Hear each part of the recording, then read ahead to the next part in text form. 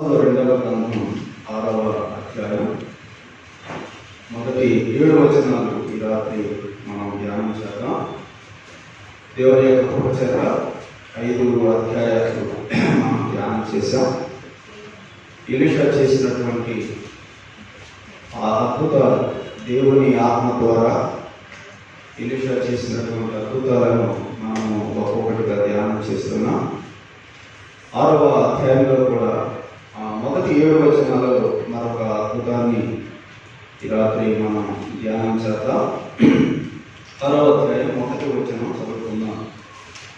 అంతటా ప్రవక్తల శిష్యులు ఎలీషా యొద్దకు వచ్చి, ఇదిగో నీ వద్ద మాకు ఉన్న స్థలము ఇరుకుగా ఉన్నది, నీ సెలవైతే మేము యోర్దాను నదికి పోయి తలా ఒక మ్రాను అతడి నుండి తెచ్చుకొని మరి ఒక చోట నివాసము కట్టుకుందుము అని మనవి చేయగా అతడు వెల్లుడి అని ప్రత్యుత్తరించెను. మనం చదివినటువంటి ఈ వచనాలలో ఎలీషా దగ్గర శిష్యులు ఉన్నారు అని మనము గతంలో కూడా జ్ఞాపకం చేసుకున్నాం.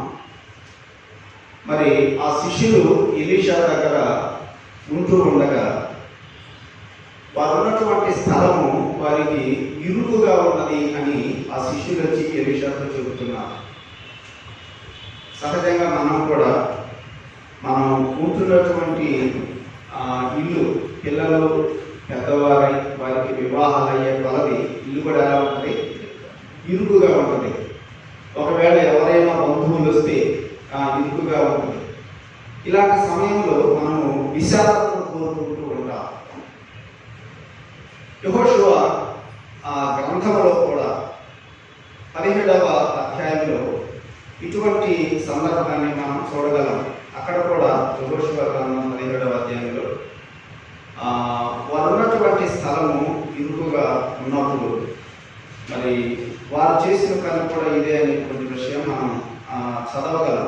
ఒకసారి 17వ అధ్యాయం చూడండి. యెహోషువ గ్రంథం 15వ వచనంలో యెహోషువ ఇశ్రాయేలీయులతో వారితో చెప్పిన మాట ఒకటి నేను జ్ఞాపకం చేస్తాను. 17వ అధ్యాయం 15వ వచనం. యెహోషువ అంటున్నాడు, మీరు గొప్ప జనము కనుక ఎఫ్రాయిమీయుల యొక్క మన్యము మీకు ఇరుకుగా ఉన్న ఎడల మీరు అడవికి పోయి అక్కడ పెరిజీయుల దేశములను రెఫాయియుల దేశములను మీకు మీరే చెట్లు నరుకుకొనుడి అని వారితో చెప్పాను. వారు ఉన్నటువంటి స్థలము ఇరుకుగా ఉన్నందువలన యెహోషువ ఇదే మాట చెప్పాడు, మీరు వెళ్ళి మీకు మీరే చెట్లు నరుక్కోండి, ఆ చెట్లు నరికినప్పుడు స్థలం ఖాళీ అవుతుంది, మరి ఆ చెట్లతో మీరు ఆ స్థలంలో ఇల్లు నిర్మించుకోండి అని యెహోషువ కూడా ఇశ్రాయేలీయుల గోత్రీకులతో చెప్పిన మాట మనం చదువుతూ ఉన్నాం. కాబట్టి ప్రియులారా, ఎవరైనా కూడా ఇరుకు అనేది ఏర్పడినప్పుడు ఏం కోరుకుంటారు? విశ్రాంతను కోరుకుంటూ ఉండటం అది సహజం. అలాగైతే మన జీవితంలో ఆధ్యాత్మికంగా కూడా కొన్నిసార్లు మన జీవితాలలో ఇరుకుతనం ఏర్పడుతూ ఉంటుంది. మనకున్నటువంటి కుటుంబ పరిస్థితులలో కొన్నిసార్లు ఇరుకు అనేది ఏర్పడుతూ ఉంటుంది. ఆర్థిక పరంగా కావచ్చు, ఆరోగ్యపరంగా కావచ్చు. కొన్నిసార్లు మన జీవితాలలో ఇరుకు అనేది ఏర్పడుతుంది. దావీదు జీవితంలో కూడా మరి ఇరుకు ఏర్పడినట్లుగా మనం చూడగలం. అలాగే ఇశ్రాయేలీయుల జీవితంలో కూడా కొన్ని సందర్భాలలో వారు ఇరుకుగా ఉన్నటువంటి సందర్భాలు, పరిస్థితులు వారి జీవితంలో కూడా ఏర్పడినట్లుగా మనం చూడగలం. చూడండి ఒకసారి సమూయేలు మొదటి గ్రంథంలో 13వ అధ్యాయంలో వారు ఎలాంటి పరిస్థితులలో ఇరుకుగా ఉన్నారు అనేది మనం జ్ఞాపకం చేసుకున్నాం. సమూయేలు మొదటి గ్రంథం 13వ అధ్యాయం 5వ వచనం చదివేటప్పుడు ఇశ్రాయేలీయులు ఎలాంటి పరిస్థితుల్లో వారు ఇరుకుగా ఉన్నారు అని తలంచాల పూర్తి చేసుకున్నాం. 5వ వచనం చూడండి. 13వ అధ్యాయం. ఫిలిష్తీయులు ఇశ్రాయేలీయులతో యుద్ధము చేయుటకై 30,000 రథములను 6,000 గుర్రపు రౌతులను సముద్రపు ధర నుండి ఇసుగురేణువులంత విస్తారమైన జనసమూహమును సమకూర్చుకొని వచ్చిరి. వీరు బయలుదేరి బేతావేను తూర్పు దిక్కున మిక్మషులో దిగిరి. ఇశ్రాయేలీయులు దిగులు పడుచు వచ్చి తాము ఇరుకులో ఉన్నట్టు తెలుసుకొని, ఇశ్రాయేలీయులు ఏం తెలుసుకున్నారు? ఎందుకు ఆ పరిస్థితి ఏర్పడిన వాళ్ళకి? ఇప్పుడు మేము ఇరుకులో ఉన్నాము అని వాళ్ళు ఎందుకు తెలుసుకున్నారు? ఏమొచ్చింది అక్కడ? ఫిలిష్తీయులు ఇశ్రాయేలీయుల మీదకి యుద్ధానికి వచ్చారు. ఫిలిష్తీయులు ఇశ్రాయేలీయుల మీదకి యుద్ధానికి వచ్చినప్పుడు ఇప్పుడు వాళ్ళకి ఏం ఏర్పడింది అంటున్నారు? మేము ఇరుకులో ఉన్నాము. దాని ముందు పదం ఉంది, దిగులు పడుచు. కాబట్టి మన జీవితంలో ఏ పరిస్థితులను బట్టి దిగులు వచ్చిందో ఆ పరిస్థితి మనము ఇరుకుగా ఉన్నాము అని తెలుస్తుంది. ఇశ్రాయేలీయుల జీవితంలో కూడా యుద్ధం వచ్చినప్పుడు వారికి దిగులు వచ్చింది. యుద్ధంలో మేము చనిపోతామేమో. అందులో ఫిలిష్తీయులు ఎలా వచ్చారట? సముద్రపు ధర నుండి ఇసుగురేణువులు అంతమంది వచ్చారు. అంత విస్తారముగా ఫిలిష్తీయుల సైన్యము ఇశ్రాయేలీయుల మీదకి వచ్చినప్పుడు వారికి భయం ఏర్పడింది, దిగులు పడుతున్నారు, మేము ఇరుకులో ఉన్నామని తెలుసుకున్నారు. వాటిని మించినటువంటి ప్రియులారా, నీవు కూడా ఏ పరిస్థితులను బట్టి దిగులుగా ఉన్నావో, నీవు కూడా ఎలా ఉన్నామని అనుకుంటున్నావు? నేను కూడా ఇరుకులో ఉన్నాను. ఏం కోరుకుంటాం మనం ఇరుకులో ఉన్నప్పుడు? విశాలతను కోరుకుంటాం. ఇప్పుడు ఎలీషా రకమైన శిష్యులు కూడా వారు స్థలం విషయంలో ఇరుకుగా ఉన్నారు. నేడు మనమైతే కొన్ని పరిస్థితులను బట్టి ఇరుకులో ఉన్నామని మనకు కూడా అర్థమవుతుంది. దావీదు జీవితంలో కూడా మనం ఆలోచన చేస్తే దావీదు కూడా ఇదే మాట అన్నారు. చూడండి, కీర్తనల గ్రంథం 31వ కీర్తన, కీర్తనల గ్రంథంలో 31వ కీర్తనలో దావీదు కూడా ఇదే మాట అన్నాడు, నేను కూడా ఇరుకులో ఉన్నాను అన్నాడు. 9వ వచనం చదువుకున్నాం. 31వ కీర్తనలో 9వ వచనం చూడండి. యెహోవా, నేను ఇరుకున పడి ఉన్నాను, నన్ను కరుణించు అని దేవునికి ప్రార్థన చేస్తాను. దావీదు కూడా ఎక్కడ ఉన్నాడంట? నేను ఇరుకులో ఉన్నాను. దావీదు జీవితంలో మనం ఆలోచన చేస్తే మొదటి గ్రంథమంతానేమో సౌలు వలన ఇరుకులు ఏర్పడ్డాయి. రెండవ గ్రంథం అంతా చదువుతుంటేనేమో ఆ కుమారుడైనటువంటి అబ్షాలోము వలన ఇరుకు పరిస్థితులు ఏర్పడ్డాయి. ఇప్పుడు దావీదు కూడా దేవుని సన్నిధిలో ప్రార్థన చేస్తున్నాడు. ఏమని? యెహోవా, నేను ఇరుకున పడి ఉన్నాను, నన్ను కరుణించు అంటే. అలాగైతే ఇప్పుడు దావీదు కూడా ఏం కోరుకుంటున్నాడు? ఇరుకులో నుండి విశాలతను కోరుకుంటున్నాడు.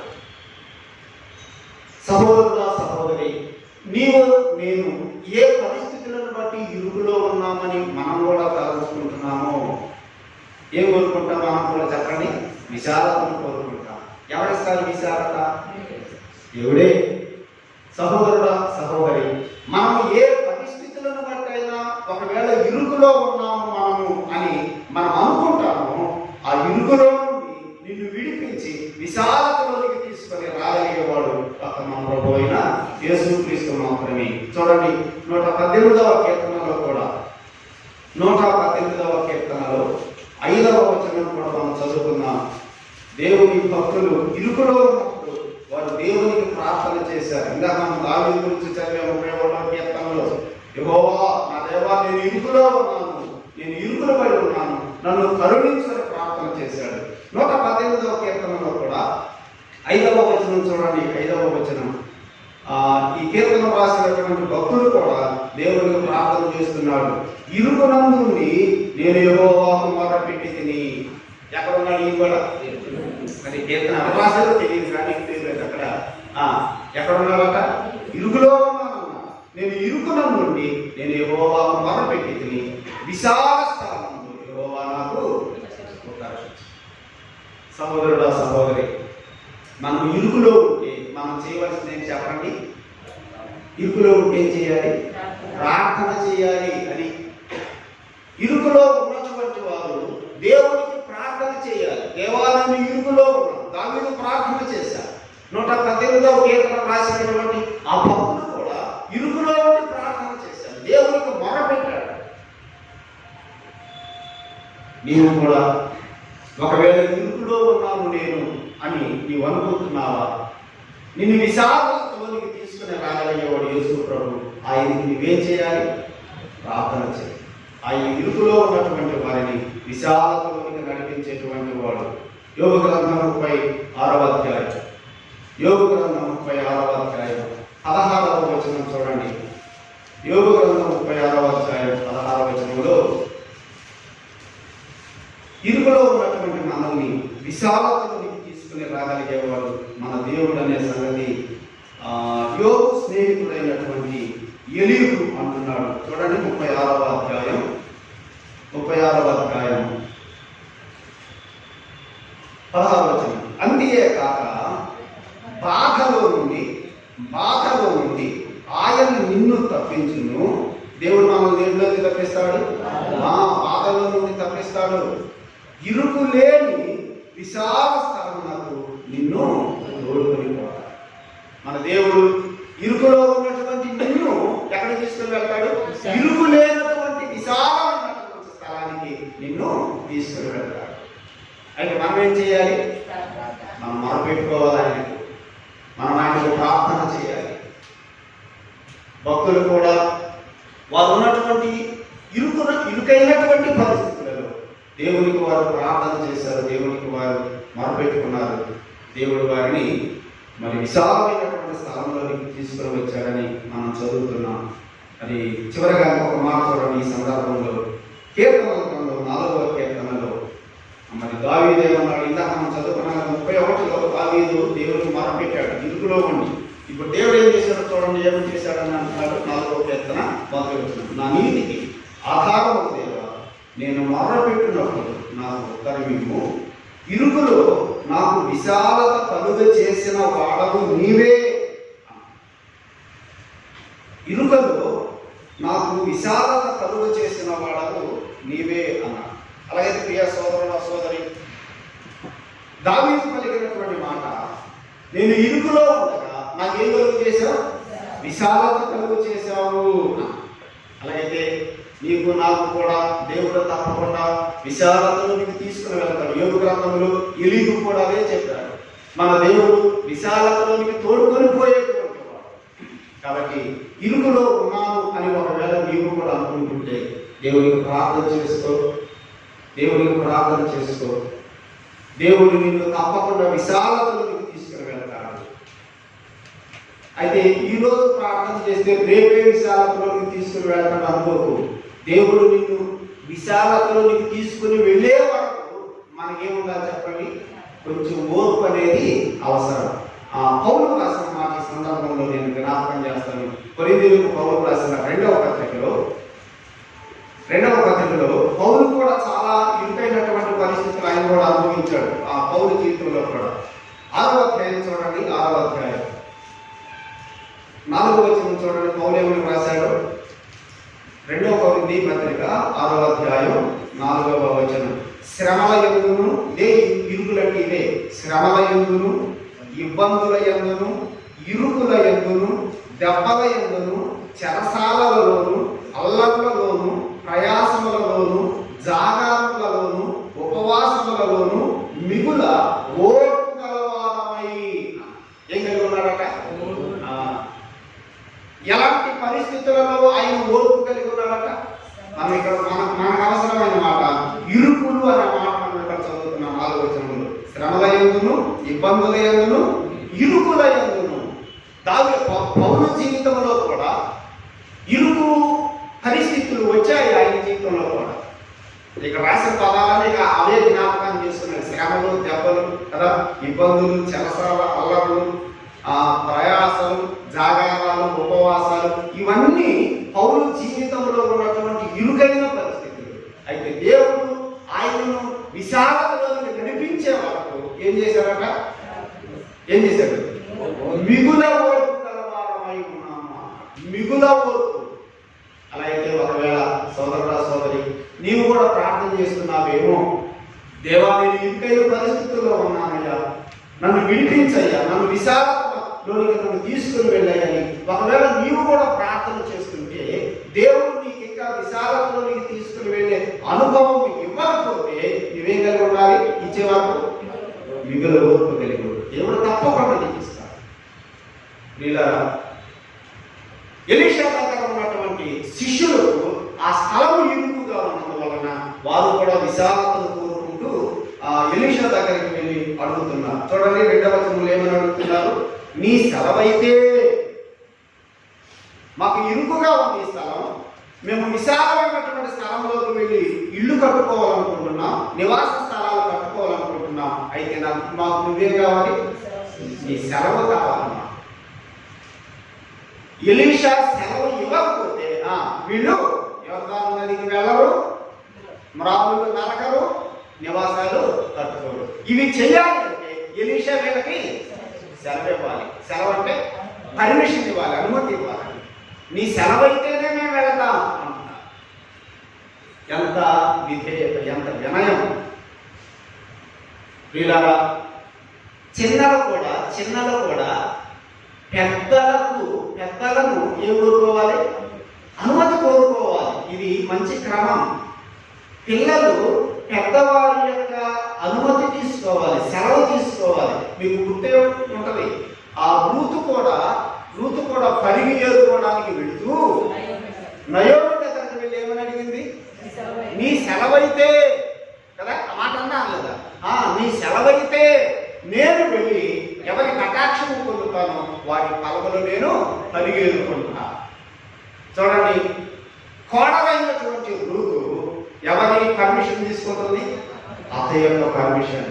ప్రియ సోదర సోదరి, చిన్నపిల్లలు, చిన్నవారు, వయసులో చిన్నవారు, ఎవరైనా పిల్లలే కాదు, పెద్దవారైనా, మనకంటే పెద్దవారు మన కుటుంబాలలో ఉన్నప్పుడు వారి యొక్క సెలవు తీసుకోవాలి. అది దేవుని బిడ్డల యొక్క మంచి లక్షణం. ఎలీషా దగ్గర ఉన్నటువంటి శిష్యులు కూడా ఎలీషా యొక్క సెలవు తీసుకుంటున్నారు. మనందరం కూడా ఏమి చేయాలన్నా మన ప్రభువైన యేసుక్రీస్తు యొక్క సెలవు తీసుకొచ్చి, ఆయన సెలవు ఇవ్వకపోతే చేయకూడదు, ఆయన సెలవిస్తేనే చేయాలి. మరి ఆలోచన చేయండి, రాత్రి నీవు చేసే పనులన్నీ ఆయన సెలవిస్తేనే చేస్తున్నావా? అవి ఏ పనులైనా కానీ దేవుడు సెలవిచ్చాడా? దేవుడు అనుమతిస్తున్నాడా? పిల్లరా, నిజంగా మనం చాలాసార్లు ఆయన సెలవు ఇవ్వకపోయినా కూడా మన ఇష్ట ప్రకారంగానే చేస్తున్నాం. దేవుడు ఎంత బాధపడతాడో ఆలోచన చేయండి. దేవుని సెలవు లేకుండా మనం చేయకూడదు. కొంతమంది సేవకులు అంటే ప్రవక్తలు, పాత నిబంధన కాలంలో ప్రవక్తలు కూడా వాళ్ళు అబద్ధ ప్రవక్తలను రాబడ్డారు. వారు అబద్ధ ప్రవక్తలు. వాళ్ళు కూడా దేవుడు సెలవివ్వకుండానే వెళ్ళి నాకు రాత్రి కథ వచ్చింది, నాకు రాత్రి దర్శనాలు వచ్చింది అని అబద్ధాలు చెప్పారట. చూడండి, యెహెజ్కేలు గ్రంథంలో యెహెజ్కేలు ద్వారా దేవుని మాట రాశాడు. 13వ అధ్యాయం, యెహెజ్కేలు గ్రంథం 13వ అధ్యాయంలో అబద్ధ బోధకులను గురించి, అబద్ధ ప్రవక్తలను గురించి యెహెజ్కేలు ద్వారా దేవుడు ఏమన్నా చదువుదాం. 6వ వచనం చూడండి, యెహెజ్కేలు గ్రంథం 13వ అధ్యాయం 6వ వచనం. వారు అంటే ఎవరు? అబద్ధ ప్రవక్తల గురించి రాస్తున్న మాట ఇది. వారు వ్యర్థమైన దర్శనములు చూచి, అబద్ధపు సోదె చూచి, యెహోవా తమను పంపకపోయినను తాము చెప్పిన మాట స్థిరమని నమ్మునట్లు ఇది యెహోవా వాక్కు అని చెప్పుదురు. వాళ్ళు వెళ్ళి ఏం చెప్తారట? ఎదుటి వారిని నమ్మించడానికి ఇది యెహోవా వాక్కు అని చెప్తారట. అబద్ధపు సోది చెప్తారట. వారు చెప్పేటువంటి దర్శనాలు కూడా ఎటువంటి వాట? వ్యర్థమైన దర్శనాలట. అందుకు దేవుడు ఏమన్నా చూడండి, 7వ వచనం. నేను సెలవీయకపోయినను ఇది యెహోవా వాక్కు అని మీరు చెప్పిన ఎడల మీరు కనినది వ్యర్థమైన దర్శనం కదా. నేను సెలవివ్వకపోయినా కూడా మీరు ఇల్లు చెబుతున్నారే అంటున్నాడు దేవుడు. ప్రియులారా, ఇది మనకందరూ కూడా పాపం. దేవుడు సెలవివ్వకుండా మనము వెళ్ళి ఎక్కడ చెప్పకూడదు. దేవుడు సెలవివ్వకుండా, నేను సెలవివ్వకపోయినా కూడా మీరు వెళ్ళి వ్యర్థమైనటువంటి దర్శనాల గురించి చెబుతున్నారే, అబద్ధపు సోదరులు చెబుతున్నారే అన్నాడు ఆనాడు ప్రవక్తలను గురించి. ఈనాడు మనం కూడా దేవుడి సెలవు లేకుండా మనం ఏది చేయకూడదు. సంఘములలో కూడా కుటుంబాలలో దేవుని సెలవు లేకుండా చేయకూడదు, సంఘంలో కూడా దేవుని సెలవు లేకుండా ఏమీ చేయకూడదు. సంఘంలో స్త్రీలు మౌనముగా ఉండాలి అని అది దేవుని యొక్క వాక్యం తెలియజేస్తున్నటువంటి సత్యం. ఈ విషయంలో పౌలు రాసిన మాట నేను ఒకటి జ్ఞాపకం చేస్తాను. తిమోతికి లేదా కొరింథీయులకు రాసిన మొదటి పత్రిక చూడండి. కొరింథీయులకు రాసిన మొదటి పత్రిక అక్కడ ఈ మాట వాడతాడు పౌలు. అందుకని నేను ఆ మాట చూపించాలనుకుంటున్నాను. కొరింథీయులకు రాసిన మొదటి పత్రిక 14వ అధ్యాయంలో 34 వచ్చింది. స్త్రీలు సంఘములలో మౌనముగా ఉండవలను, వారు లోబడి ఉండవలసినదే కానీ మాటలాడుటకు వారికి సెలవు లేదు. చూసారా, ఆ మాట కోసం నేను వచ్చిన చదివాను. సంఘములలో కూడా కొన్ని విషయాలు దేవుడు ఏమి ఇవ్వటం లేదు, సెలవు ఇవ్వడం లేదు. అది మనం ఎరగాలి. ఇక్కడ ఏ విషయం గురించి రాశాడు పౌలు? సంఘములో స్త్రీలు మాట్లాడే విషయాల గురించి రాశాడు. మరి ఆ విషయంలో నేనేమి ఇవ్వటం లేదన్నాడు, సెలవు లేదు. తిమోతి పత్రికలో కూడా ఇదే మాట రాశాడు. చూడండి, తిమోతికి పౌలు రాసిన మొదటి పత్రిక 2వ అధ్యాయంలో 12వ వచనం చదువుదాం. 12వ వచనం, స్త్రీ మౌనముగా ఉండవలసిందే గాని ఉపదేశించుటకైనను పురుషుని మీద అధికారము చేయుటకైనను ఆమెకు సెలవీయను. నేనేమివ్వను, సెలవీయను. ప్రతి పత్రికలో ఏమో సెలవు లేదు అన్నాడు. ఇక్కడ అన్నాడు నేను సెలవీయను. ఏ విషయంలో? స్త్రీ మౌనముగా ఉండవలసిందే. ఉపదేశించడానికి, పురుషుల మీద అధికారం చేయడానికి సెలవు లేదు. నేను సెలవు ఇవ్వను. మరి సెలవు ఇవ్వకుండా మనం చేస్తున్నామా లేదా? అదొక విషయమే కాదు, ఎన్ని విషయాలు దేవుని యొక్క సెలవు లేకుండా, దేవుడు అనుమతి లేకుండా, దేవుడు చెయ్యమని చెప్పకుండా మనం ఎన్నింటి చేస్తున్నామో కదా ఆలోచన చేయాలి. ప్రియులారా, ఆయన సెలవు లేకుండా మనం చేయడం అది విధేయత, వినయము అని అనిపించుకోదు. మీరు కూడా ఆలోచించండి. కుటుంబంలో కూడా మన పిల్లలు మన పర్మిషన్ లేకుండా ఏదైనా పని చేశారు అనుకోండి, మనకు ఎటువంటి బాధంగా ఉండదా? మరి దేవుడు కూడా పర్మిషన్ ఇవ్వకుండా, దేవుడు కూడా సెలవు ఇవ్వకుండా మనం కూడా మన కుటుంబాలలో, మన సంఘాలలో చేస్తుంటే ఆయన కూడా బాధపడ్డా? ప్రియులారా, దేవుని సెలవు లేకుండా మనం ఏమి చేయకూడదు. ఎలీషా ప్రవక్తలను గురించి మనం ఆ మంచి లక్షణం నేర్చుకున్నాం. వారు వెళ్ళేటప్పుడు ఎలీషా యొక్క సెలవు తీసుకుంటున్నారు, ఎలీషా అనుమతి తీసుకుంటున్నారు. రుతు కూడా నయోమి అనుమతి తీసుకుని వెళ్ళింది. అలాగే కొత్త నిబంధనలు మనం చూస్తే యేసు ప్రభు యొక్క శిష్యులు కూడా ఆయన సెలవు చొప్పుననే కార్యాలు చేసినట్లుగా మన వాక్యంలో చదువుతాం. కాబట్టి సోదరి ప్రభు సెలవు ప్రకారం మనం జీవిద్దాం. 2వ వచనంలో శిష్యులు ఎలీషా దగ్గరికి వెళ్ళి, నీ సెలవైతే మేము యోర్దాను నదికి పోయి తలావకు రాను అక్కడి నుండి తెచ్చుకొని మరి ఒక చోట నివాసము కట్టుకుందాము అని మనవి చేయగా ఎలీషా ఏమన్నాడు? వెళ్ళండి. పర్మిషన్ ఇచ్చాడే లేక వెళ్ళండి అన్నాడు. పర్మిషన్ ఇచ్చాడు. అయితే వాళ్ళకి ఎలీషా పర్మిషన్ ఇస్తే వీళ్ళేం చేశారు చూడండి. 3వ వచనం, ఒకడు అంటున్నాడు, ఆ శిష్యులో ఒకడు, దయచేసి నీ దాసులమైన మాతో కూడా నీవు రావలేను అని కోరగా, మేము వెళ్ళమన్నాడు. వెళ్ళారు వీళ్ళు, వెళ్ళమన్నాడు కానీ వీళ్ళు వెళ్ళలేదు. అయితే ఏమడిగారు? మేము వెళతాం కానీ మాతో పాటు ఎందుకని? ఎలీషా వెళ్ళలేదా? ఎలీషా ఉంటే ఆయన దైవజనుడు కదా, ఆయన దైవజనుడు, దేవుని ఆత్మ కలిగిన వాడు, దేవుని శక్తి కలిగినటువంటి వాడు. ఆయన మన మధ్య ఉంటే మనకి మీరే కదా.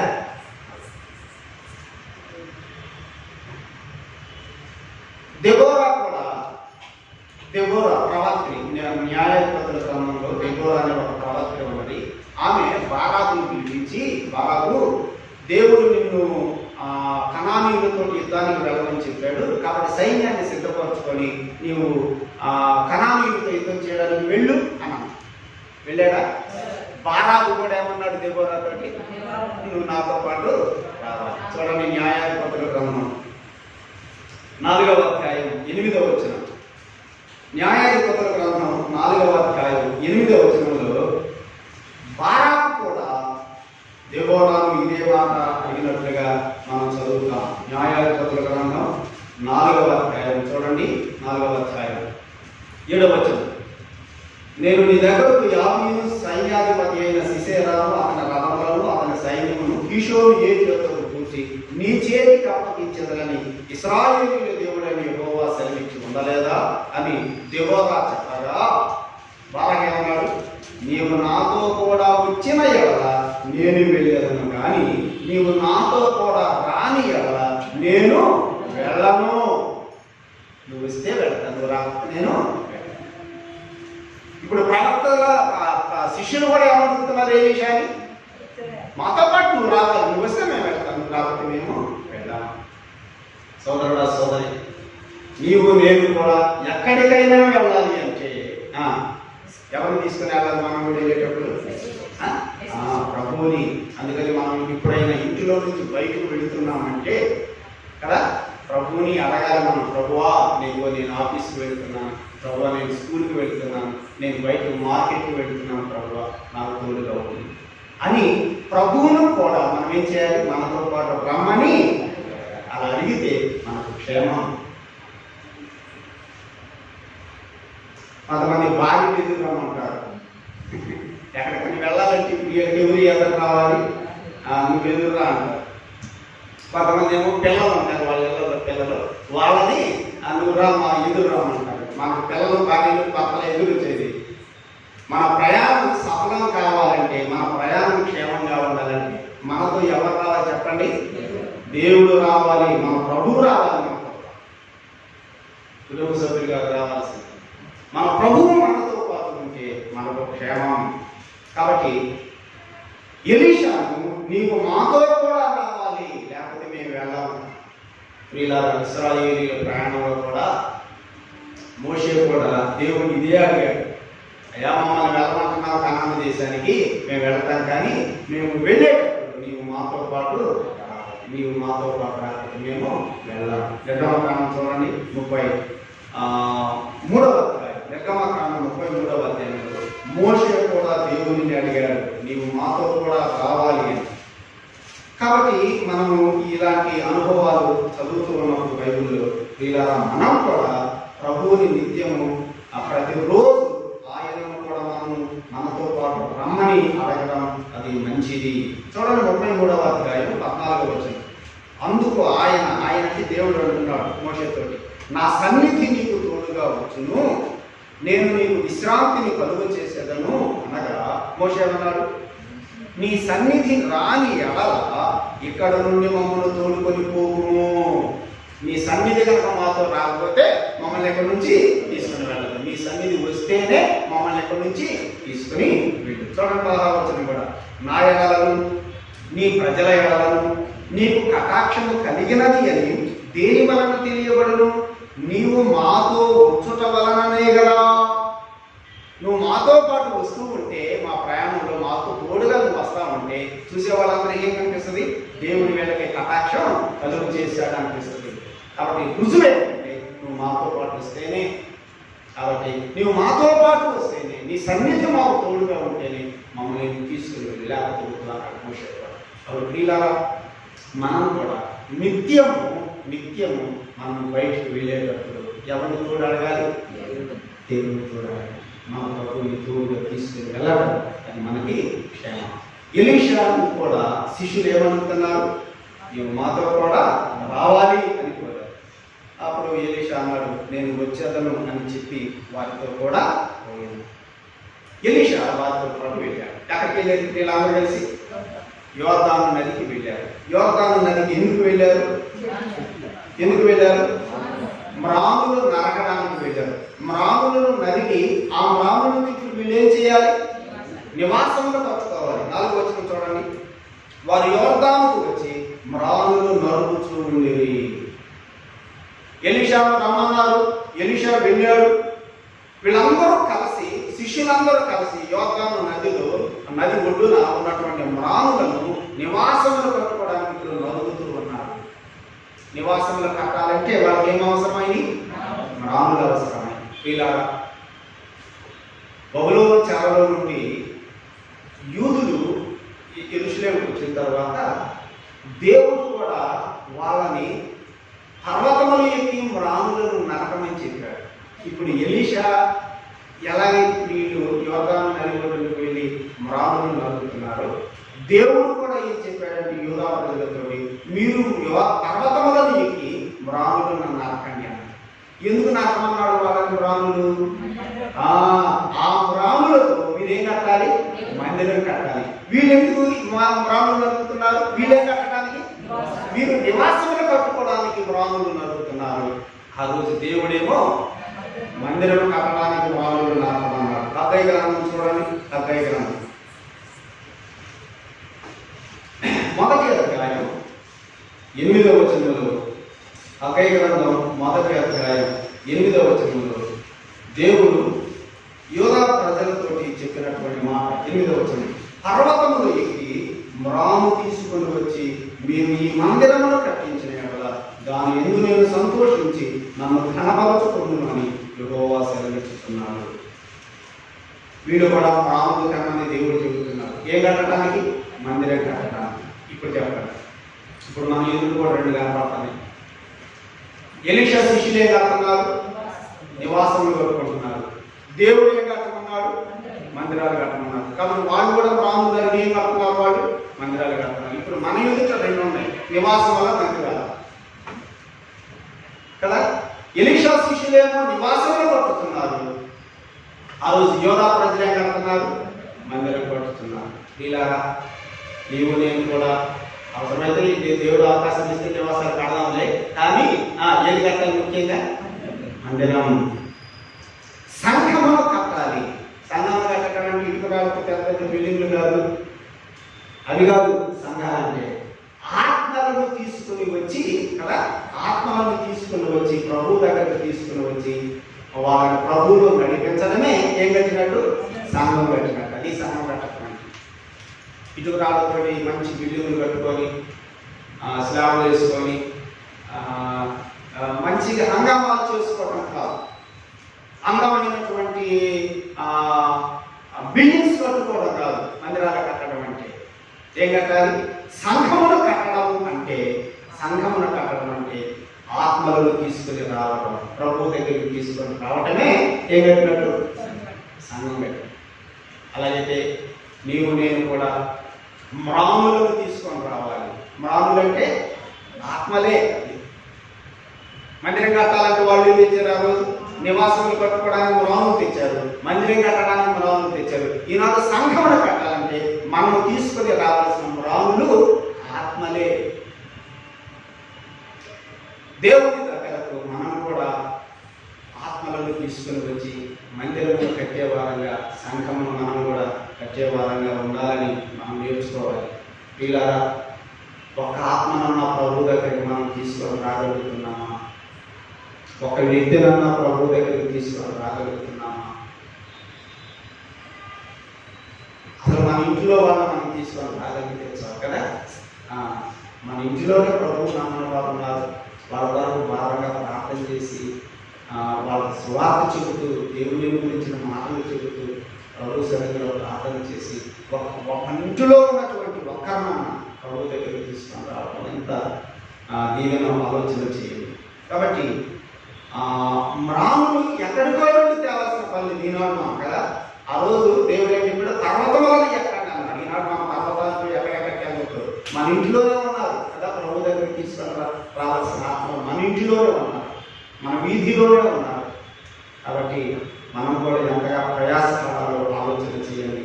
పర్వతములు ఎక్కి మ్రానులు తేవడం అంటే ప్రయాస. కాబట్టి ఒక ఆత్మను తేవాలంటే చిన్న విషయం ఏమీ కాదు, అది చాలా ప్రయాసతో కూడినటువంటిది. కాబట్టి సహోదరుడా, సహోదరి, దేవుని కొరకై ఆత్మలను మనం తీసుకొని రావడానికి ప్రయాస పడదాం. వీరు వెళ్ళి మ్రాములు నరుకుచూ ఉంటే ఏం జరిగిందో చదువుదాం. 5వ వచనం. ఒకడు దూలము నరుకుచూ ఉన్నప్పుడు గొడ్డలి ఊడి నీటిలో పడిపోయాను. గొడ్డలు ఏమైంది? నీళ్ళలో పడిపోయింది. మ్రాములు నరుకుతూ ఉంటే గొడ్డలి ఊడి నీటిలో పడిపోయిందట. పిల్లరా, ఆ గొడ్డలి నీవు నేనే, మనమే గొడ్డలి. మనం చెప్పుకున్నాం ఇప్పుడు మ్రాములు తేవాలి అంటే ఏం అవసరం? గొడ్డలి అవసరం. గొడ్డలితో మ్రాములు ఏం చేయాలి? నరకాలి. ఒక ఆత్మను మన ప్రభు దగ్గరికి తీసుకొని రావాల్సినటువంటి గొడ్డలు ఎవరు? మనమే. నీవు ఒక గొడ్డలివి, నేను ఒక గొడ్డలివి. ఈ గొడ్డలి ద్వారా లోకంలోకి వెళ్ళి ఏం చేయాలి? మ్రాములను నరికి ఎక్కడికి తేవాలి? సంఘంలోకి తీసుకొచ్చి సంఘంలో మనం కట్టేవారంగా ఉండాలి. అయితే ఈ గొడ్డలి ఏమైందట? మొత్తానికి మ్రాము నలుగుతుంది, పని చేస్తుంది, కానీ ఈ గొడ్డలి ఏమైపోయింది? నీటిలో పడిపోయింది. ఇలాంటి గొడ్డలు కూడా ఉన్నాయి కదా. ఏ గొడ్డలు ఇవి? పడిపోయేటువంటి గొడ్డలు. మ్రాములను నలుగుతూ సంఘములకు వస్తూ ఉంటారు, దేవుని పని చేస్తూ ఉంటారు. ఏదో ఒక టైంలో ఏమైపోతారు? నీళ్ళలో పడిపోతారు, లోకంలో పడిపోతారు, ఆపంలో పడిపోతారు. ఒకవేళ అటువంటి గొడ్డలంగా మనం ఉంటున్నామా ఆలోచన చేయండి. గొడ్డలి ఊడి నీటిలో పడింది అంటే మనకందరూ తెలుసు గొడ్డల సంగతి. గొడ్డలు ఉంటుంది, గొడ్డలకి మనం పట్టుకోవడానికి ఏముంటుంది? కర్ర ఉంటుంది. ఈ కర్రను ఊడి ఈ గొడ్డలు పడాలంటే ఇది టైట్ గా ఉంటే పడిందా, లూజ్ గా ఉంటే పడిందా? ఇది పడింది అంటే గొడ్డలు ఊడి కట్టెలకు విడిచిపోయి పడిపోయిందంటే అది ఎక్కడ ఉంటుంది? లూజ్గా ఉంటుంది.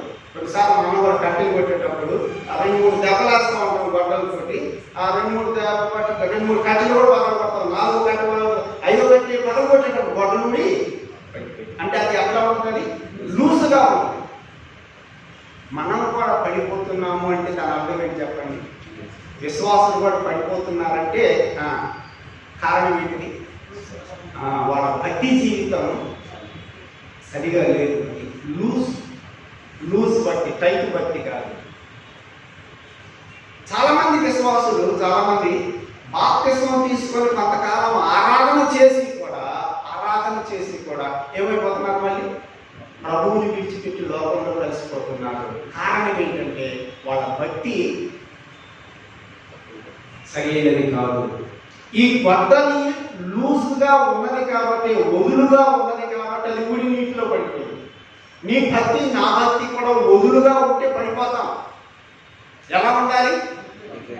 గట్టిగా బిగుతుగా ఉండాలి. అది బిగుతుగా ఉండటం అంటే దాని అర్థం ఏంటంటే నీవు దేవుని కొరకు బలముగా స్థిరంగా ఉండాలి. అది అలాగా కనుక నీవు ఉంటే ఏవావో పడిపోవు. యేసుప్రభు కూడా ఉపమానం చెప్పాడు కదా, ఎన్ని వానలు వచ్చినా, ఎన్ని తుఫానులు వచ్చినా, ఎన్ని వరదలు వచ్చినా, ఎంత వర్షం వచ్చినా ఆ ఇల్లు ఏం కలగట పడిపోలేదు అన్నా. ఎందుకు పడిపోలేదు? అన్ని తుఫానులు వచ్చినా కూడా ఎందుకు పడలేదు?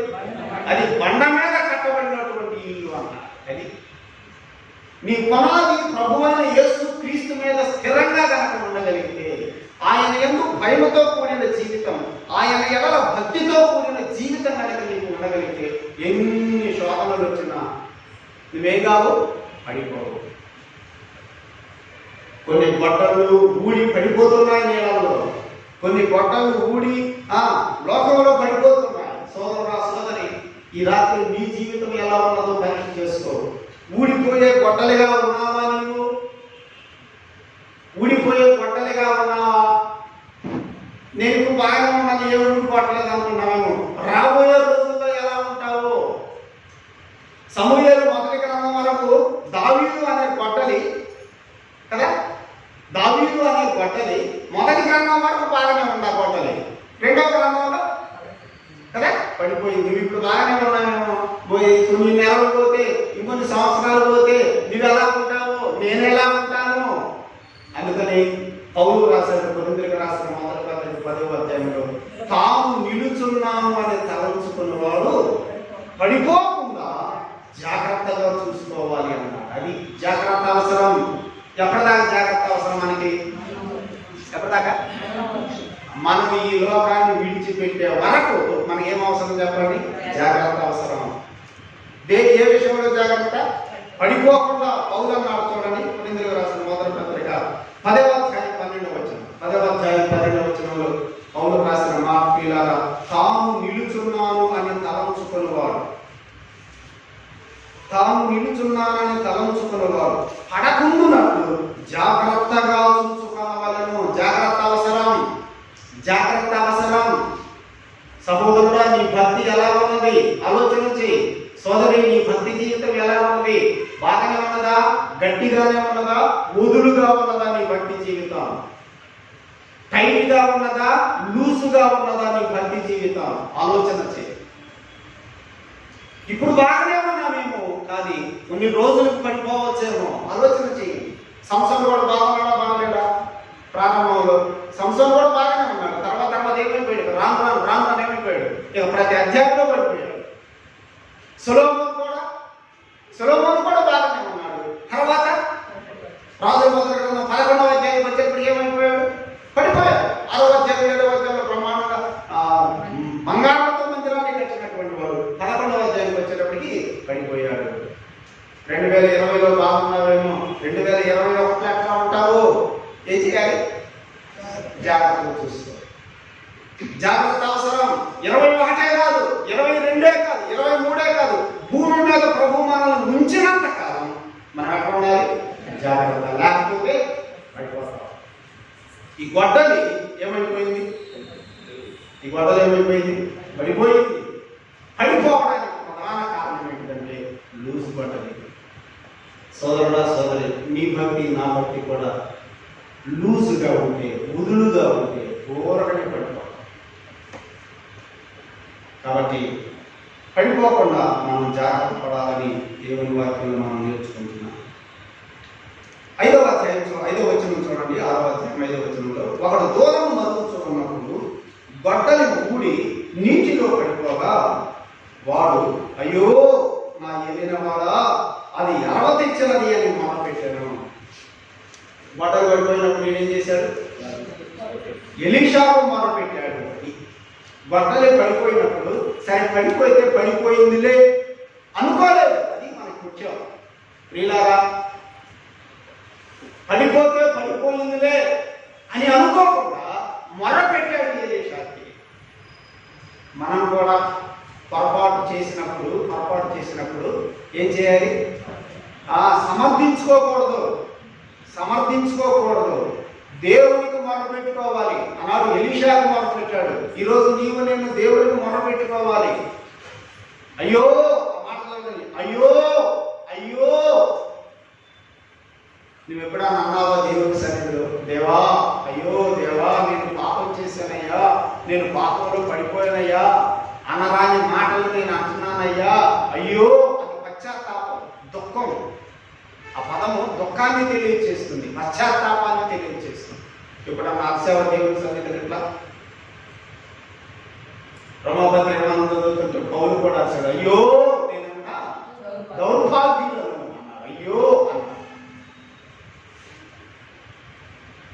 ప్రియ సహోదరుడా, సహోదరుడు, నీవు నేను కూడా కొన్నిసార్లు పడిపోతాం. పడిపోయినప్పుడు నేను పడిపోయాను అని తెలుసుకొని ప్రభువుకు మనం మొరపెట్టేటువంటి వారంగా ఉండాలి. పడిపోతే పడిపోయాను, అసలు కొంతమందికి నేను పడిపోయానని అనిపించగలరు. అందుకని వాళ్ళు ఏం చేయటం లేదు, మొరపెట్టాలి. నేను పడిపోయాననే సంగతి నీకు అర్థం కావాలి.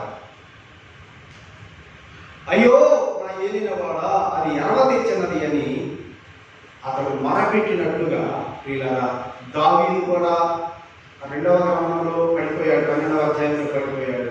దావీదు కూడా ఏం చేశాడు? దేవుడికి నాతాను నుంచి గుర్తు చేశాడు, పడిపోయాడు జాగ్రత్త అన్నప్పుడు దావీదు కూడా విలపించాడు దేవుని సన్నిధిలో. 51వ కీర్తన మనం చదువుతుంటే కదా, దావీదు కూడా ఏం చేశాడు?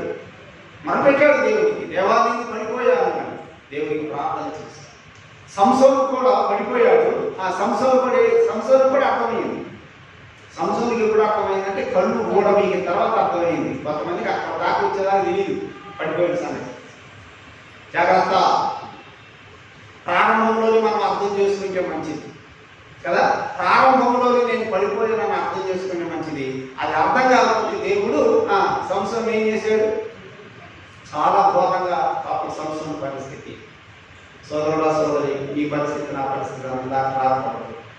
అప్పుడు మొరపెట్టాడు. ఎప్పుడు? కళ్ళు ఊడబీకిన తరువాత అప్పుడు మొరపెట్టాడు దేవుడు. అయినా కూడా దేవుడు ఏం చేసే పాపం కనికరించాడు.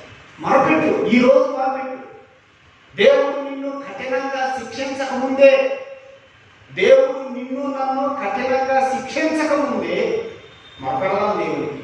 అయ్యో నా ఏలిన వాడ, నా గొడ్డలు పడిపోయిందయ్యా, అది ఎవరు తెచ్చుకున్న గొడ్డలయ్యా అని ఎలీషా మొరపెట్టాడు.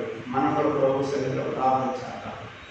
ఆ రోజు చూడండి, ఆ రోజు ఆ దైవజనుడు అది ఎక్కడ పడినది అని అడిగాను.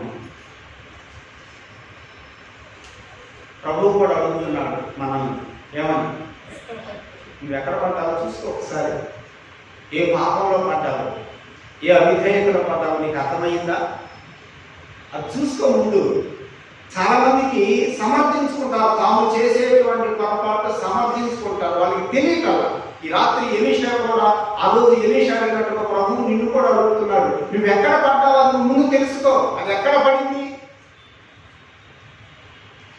అది నీకు అర్థం కావాలి. ముందు నీవు పడిపోయిన పరిస్థితి నీకు అర్థం కావాలి. చాలా మందికి అర్థం కావడం లేదు. అది ఎక్కడ పడినది అని ఎలీషా అడిగాడు. ప్రియ సోదరుడు సోదరి, మనం కూడా మనం పడిపోయినటువంటి పరిస్థితిని మనం కూడా అర్థం చేసుకోవాలి. ప్రకటన గ్రంథం 2వ అధ్యాయంలో ఎఫెసీ సంఘాన్ని యేసు ప్రభు అదే హెచ్చరించాడు. నీవు ఏ స్థితిలో పడితివో కదా, ఏ స్థితిలో నీవు పడితివో ఆ స్థితిని జ్ఞాపకం చేసుకో ఒకసారి. నువ్వు ఏ స్థితిలో పడ్డావో గుర్తు చేసుకో. నీకు అర్థం కావడం లేదా? నువ్వు ఏ స్థితిలో పడ్డావో, ఇంకా అసలు నువ్వు పడిపోయిన స్థితి నీకు అర్థం కావడం లేదా? అది మనకు అర్థమైతే మనం జాగ్రత్త పడతాం. మనం సరి చేసుకోవడానికి అవకాశాలు ఉంటాయి. అసలు ఏం అర్థమే కాకపోతే నీకు ఇంకేమీ సరి చేసుకుంటే అది ఎక్కడ పడినది అని ఎలీషా అడిగినప్పుడు పిల్లల వాడు ఆ స్థలము చూపించాడని మనం చదువుతున్నాం. వారు అతనికి ఆ స్థలమును చూపించాక ఏ స్థలములో అయితే ఆ గొడ్డలు పడిందో ఆ స్థలమును చూపించాడు. అది కనుక ఆ స్థలములో పడిందని చూపించాడు. నువ్వు నేను కూడా ఏం చేయాలి చెప్పండి? నువ్వు నేను కూడా ప్రభువుకి చెప్పాలి, దేవా ఫలానా విషయంలో నేను పడిపోయాను, ఫలానా విషయంలో నేను పడిపోయాను, ఫలానా విషయంలో నేను పడిపోయాను, నన్ను లేకపోయా, నన్ను సరిచేయకపోయాను. ఇక నేనేమి వివరించి చెప్పను. నువ్వు చాలా విషయాలు ఉన్నాయి, పడిపోయిన సందర్భాలు చాలా విషయాలు ఉన్నాయి. ఏ విషయమో అది నీకే తెలియాలి. సహోదరుడు, నీ బలహీనత ఏంటో, నీ అవిధేయత ఏంటో అది నీవు ఎరిగి ప్రభు సన్నిధిలో కనుక నీవు ప్రార్థన చేస్తే ప్రభు తరపున నిన్ను తిరిగి ఆ పరిస్థితుల నుంచి లేపుతాడు. నువ్వు ప్రార్థన చేయకపోతే లేవు, నువ్వు ప్రభువుకు మొరపెట్టుకోకపోతే ఆయన లేకపోతే నువ్వు వదిలేస్తాడు అంటే. ఇక చివరికి సంసోను పరిస్థితికో లేకపోతే సొలొమోను పరిస్థితికో మనం వెళ్ళిపోవాల్సి వస్తుంది. కానీ ఇంకా నేను చెప్తున్నాను, మనం జాగ్రత్త పడడం ఎంతైనా మంచిది అని నేను ఈ రాత్రి జ్ఞాపకం చేస్తున్నాను. ఇలా వాడు అతనికి ఆ స్థలమును చూపించగా అతడు కొమ్మ ఒకటి నరికి నీళ్ళలో వేయగా గొడ్డలి తేలేను. గొడ్డలు ఏమైంది? ఎక్కడైనా చరిత్రలో ఉంది. ఇది ఇనప గొడ్డలి మునిగిద్దే కానీ అది బయటకు వస్తుంది. అసలు అది చాలా కష్టం, అసాధ్యం. నీవు కూడా ఏ స్థితిలో నువ్వు పడ్డావు ఆ స్థితిలో నుంచి లేవడం సాధ్యమా అసాధ్యమా? కొమ్మ కనుక పడిందంటే చాలు, అది వాస్తవంగా అసాధ్యమే. కొమ్మ పడితే సాధ్యం. ఆ కొమ్మే మన ప్రభువైన యేసుక్రీస్తు. అది నరకబడిన కొమ్మను ఏం చేశారు? నరికి, ఆ కొమ్మను నరికి నీళ్ళలో వేశారు. నరకబడిన కొమ్మ. యేసు ప్రభు కూడా ఏమయ్యాడు మన కోసం? అదే కదా, సిలువలో ఆయన మన కోసం ఆయన నరకబడ్డాడని చనిపోయాడు. యేసు ప్రభు మన కొరకు చనిపోయాడు. చనిపోయి సమాధి చేయబడి పునరుత్థానుడైన యేసు ప్రభు నీ జీవితంలో కనుక చేర్చుకోగలిగితే కదా, ప్రభువా నీవు ఆయన పాదాల మీద కనుక మనం పడగలిగితే పడిపోయినటువంటి మనం ఆయన తిరిగి ఏం చేస్తారు? తప్పకుండా పడిపోయిన గొడ్డలి లేవడం అసాధ్యం. అలాగే పడిపోయినటువంటి వాడు ప్రభు దగ్గర రావడం కూడా అసాధ్యమే. కానీ యేసు ప్రభు దగ్గరికి వస్తే మాత్రం ఎట్లాంటి వాడైనా కూడా మళ్ళీ లేవగలడు. సంవత్సరాలకు తిరిగి మళ్ళీ వెంట్రుకలు మళ్ళీ గురించేను అని మనం చదువుతున్నాం. వస్తాయి. సోదరుడా సోదరుడు, నీవు యేసు ప్రభువుని కనుక ప్రార్థన చేస్తుంటే మన కొరకు చనిపోయిన బొమ్మ యేసు ప్రభు, మన కొరకు వెలిగిన బొమ్మ. ఆ రోజు నీళ్లు కూడా చేదుగా ఉన్నాయని ఇశ్రాయేలీయులు మొదలుపెడితే ఆయన చేదు నీళ్ళలో ఏం వేసాడు? మోషేకి దేవుడు ఒక చెట్టును చూపించాలని చదువుతున్నాం. ఆ చెట్టుని తీసుకొచ్చి ఏం చేశారు? నీళ్ళు ఏమైంది? ఆ చెట్టు యేసు ప్రభువే, ఆ కొమ్మ యేసు ప్రభువే, కొండలో వేసిన పిండి యేసు ప్రభువే. యోర్దాను నీళ్లు ఎట్లా ఉన్నాయి? యోర్దాను నీళ్లు విషపు నీళ్లు, చేదు నీళ్లు కదా. ఆ నీళ్ళలో ఏం వేసాడు? ఉప్పు వేసాడు. ఆ ఉప్పు యేసు ప్రభువే, అన్ని యేసు ప్రభువే. యేసు ప్రభువు కనుక ఉంటే అన్ని సాధ్యమే. చేదు నీళ్లు మధురంగా మారుతాయి. యోర్దాను నీళ్లు, ఆ విషపు నీళ్లు మంచి నీళ్లుగా మారుతాయి. కొండలో విషం ఉంటే మధురంగా మారిపోయింది. ఏదైనా మధురమైపోయింది. యేసు ప్రభు మన జీవితంలోకి వస్తే, యేసు ప్రభు పాదాల మీద పడితే,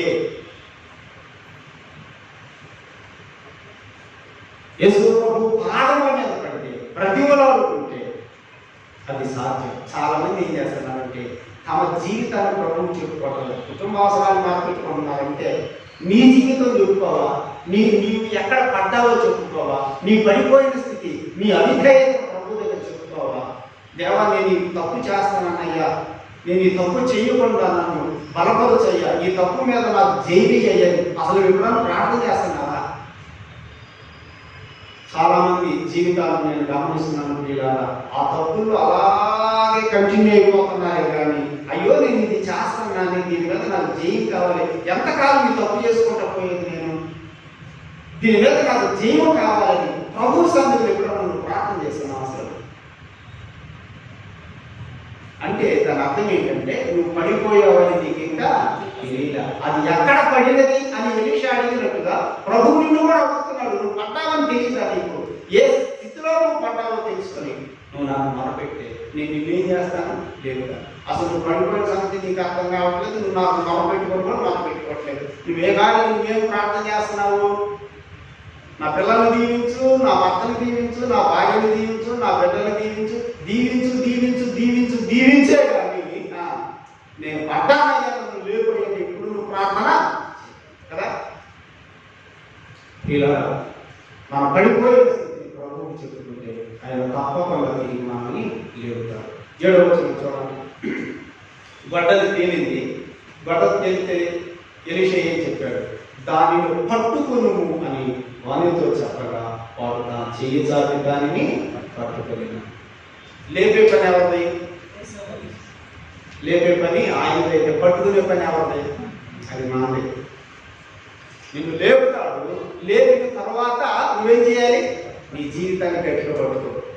ఇక రెండోసారి పట్టుకున్నాను. నేను అనుకుంటున్నాను ఆ గొట్టలు తీసుకొచ్చి ఈసారి ఇందాక లూజుగా ఉంది, ఇప్పుడు ఏం చేయాలి? గొట్టలు కొన్నిసార్లు మనం కూడా మధ్యలో పేరు పెడతాం కదా. బట్టలు ఊడేటప్పుడు లూజ్గా ఉన్నప్పుడు ఏం చేస్తాం? అది టైట్గా ఉండటానికి మధ్యలో ఆ చిన్న పేర్లు పెట్టి దాన్ని ఏం చేస్తాం? టైట్ చేస్తాం. లేకపోతే కర్ర తీసేసి ఇంకా వేరే కర్ర పెట్టి ఈసారి గట్టిగా కదా. ఈసారి ఏం చేయకూడదు? పడకూడదు. ఒకసారి పడిన వాడు ఈసారి పడకుండా దానిని పట్టుకునే పని మీదే. మీ జీవితాన్ని జాగ్రత్తగా పట్టుకో. ఈసారి పడకుండా కాపాడుకో. లేపే పని ఆయనదైతే పట్టుకునే పని మనదే. సోదరుడా సోదరి, ప్రభు మనల్ని భూమి మీద నుంచి తీసుకునే వరకు మనం రాత్రి తీర్మానం చేసుకున్నాం. నా జీవితాన్ని నేను జాగ్రత్తగా పట్టుకుంటా, నా జీవితాన్ని జాగ్రత్తగా కాపాడుకుంటా. ఇక నేను ఎప్పుడు కూడా ఏం కాకూడదు చెప్పండి? పడకూడదు. పడకుండా ఉండాలంటే ఏం అవసరం అన్నాడు? కొన్ని పత్రిక 12 జాగ్రత్త అవసరం. ప్రతిరోజు జాగ్రత్త తీసుకోవాలి.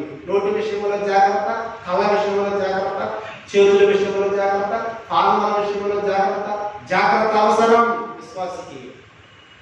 తన ప్రవర్తన విషయమై అజాగ్రత్తగా ఉండువాడు చచ్చును అని ఉంది సామెతలు అన్నమాట.